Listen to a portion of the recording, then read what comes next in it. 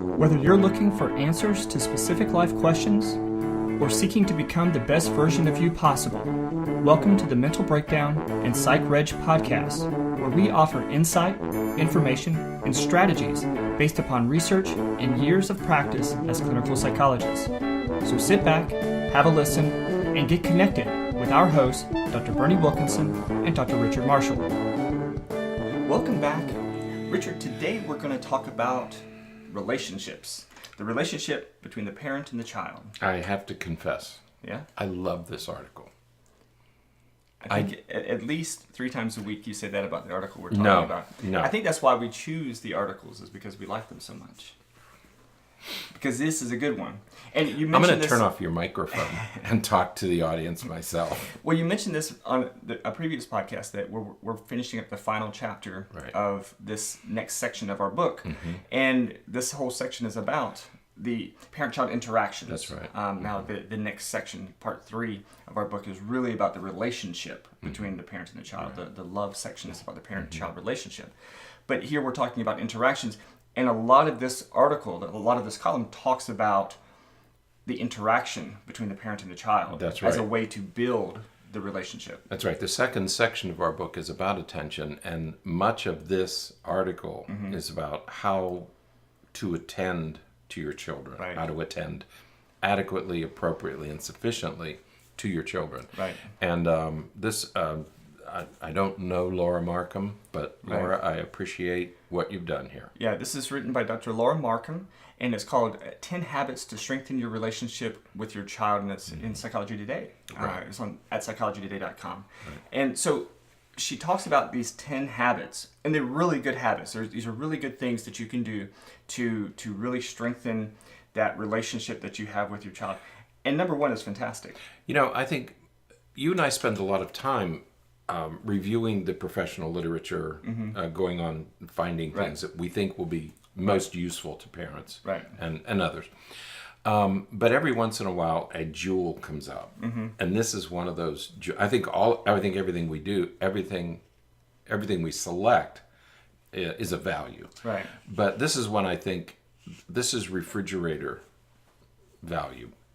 Yeah. This you goes mean to put on the refrigerator? This goes up on the fridge, and these are things that I wish parents. Her whole idea. Remind me, I have to talk to you about that later today. Okay.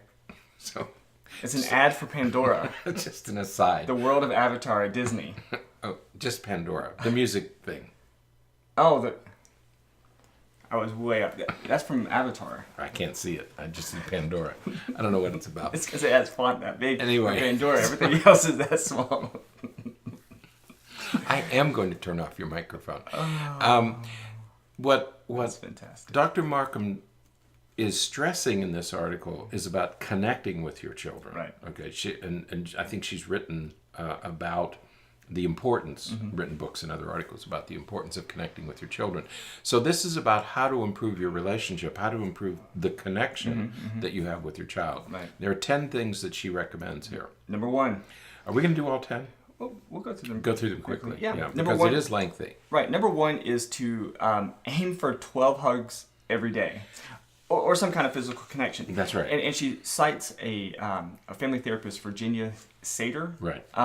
Who famously said, we need 4 hugs a day for survival, we need 8 hugs a day for maintenance, we need 12 hugs a day for growth. Right. And so, there are parents who don't physically connect with their children over the course of a whole day. They never connect with it. And I've watched parents, and we watch family members, at visits and parties, and where there's little real physical contact. Right. And we know that there are parents who don't. They almost recoil from each other. And you're saying 12 a day, and there are parents who do 0 per day. Yeah. Wow. Yeah. Number 2, play. Right. Play. But we mean have fun. Yeah. You don't have to play Candyland or Monopoly. Yeah. But you really should be having fun with your children. I love the example. They said, what you could say, come eat your breakfast.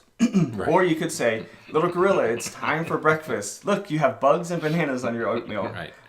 Bugs are probably raisins. I would guess. Or chia seeds. It could be chia seeds. Right. Or it could be bugs. Or it could be bugs. Who knows? Right. But it's just playing with them, enjoying, having a good time. Go out, have dessert first once in a while. Have pancakes for dinner. I like having dessert first. You should be, you should enjoy your children. Right. Number 3, turn off technology when you're interacting with them. You. We've talked about that many times before. Right. We did a podcast a couple weeks ago where we talked about that. Yeah. If you're going to be with your children, be with your children. Right. Put your phones aside. Put everything aside. Show them the same respect that you would like to have. Right. Okay. Number 4 is connect before transitions. Oh, I'm going to be using this in my practice. Transitions are difficult for everyone. Right. Especially for kids. Mm-hmm. Every time I am working with a family where transitions are difficult, and I had a couple this week, I had several this week. This is advice that I'm going to give them. Right. Connect first. Don't just walk in there and say, turn off the TV. Right. Reconnect with your child first, and then begin the transition. Exactly. Number 5 is make time for one-on-one. Yeah. So you have to have that one-on-one time. This is especially important for parents of multiples. So if you have, 3 kids, you have to make sure that you set aside and identify time, individual time for each of them. And about an equal amount of time for each of them. Our children are older now. They're older teenagers and young Thank adults. Goodness. And they still love one-on-one time. They do. They like just to go out to dinner with me or just to go out and spend, even if it's just a half hour, to have undivided attention. Right. So they never lose that desire for one-on-one time.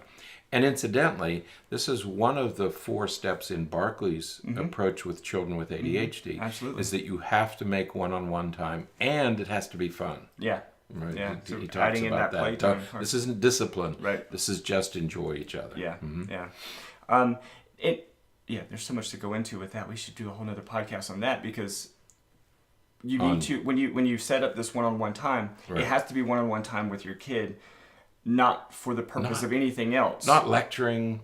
Well, I think about people who I do one-on-one time. I take my son and we go and play golf, but he gets out there and he just hits the ball all over the place. He doesn't take it serious. Of course he's not going to take it serious. This is just supposed to be a fun time. It's fun time. Don't go out there with the intent of, playing the best game of your life. Right. Go out there with the idea that, hey, we're just going to have a good time hanging out. Right. Keep score. That's okay. But going fishing. Doesn't matter. It doesn't matter whether you catch fish or you get your line tangled or you lose a couple of lures. You just want to go out and have fun with your kid. And he's going to sit there and talk. It's fine. And they're not going to scare the fish away. And if they do, it's okay, but he's talking to you. That's right. Yeah. I'd much rather have a conversation than catch a fish. Right. So number 6 is welcome emotion. Yeah. Allow the emotion to happen. And that's a great point that we often, again, we recommend this pretty regularly. We do. That we have to let our kids know that we feel things other than frustration and anger and impatience and all those kinds of things. Be emotional. Right. Let them explore their emotions. Let them have and own and have all those emotions. You can teach them how to express them appropriately. First of all, they have to be allowed to express them. Right. Number 7 is to listen and empathize. Right.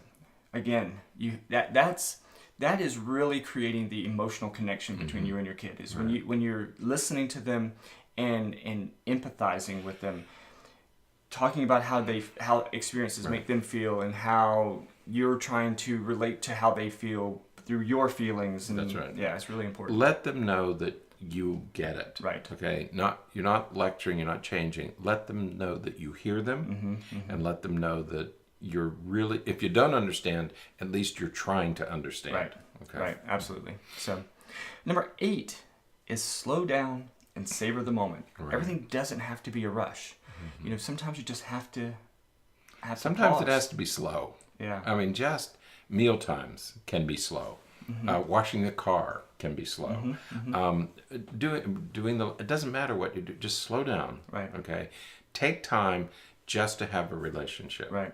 Yeah. How many times do parents go for walks with their kids, and they're just trying to walk and get going, and the kid wants to stop and look at a bug or look at something on the side of the road, and we're like, come on, let's go. Yeah, we have to walk. It doesn't have to be. We have to do our 3 miles. It doesn't have to be a rush. Just pause. Just slow down. Right.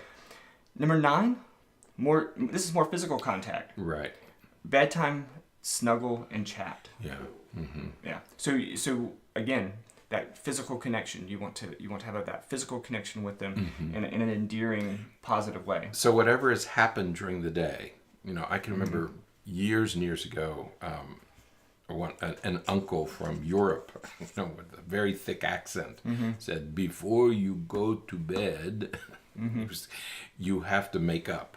Yeah. You don't go to bed angry." Right. He was talking about a couple. Right. They had just gotten married, and he was pointing this gnarled finger at them, saying, "Before."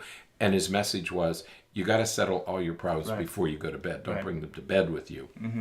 And I think of the Jewish Shabbos, same thing. Before you end the week, settle all those problems. And this is what you should do with your children. That whatever happened during the day, it's all forgiven and it's all forgotten, and you have to reconnect. This is another opportunity for you to reconnect. Right. Don't relinquish it. Right. And number 10, show up. If you're going to interact with them, interact with them. Don't half and half it. Half listen to them, half watch TV, or half listen to them and half talk to somebody else.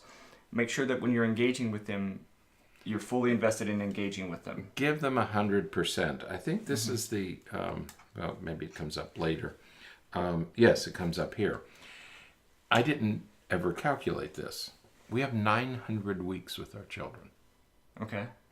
I didn't know that. 900 weeks.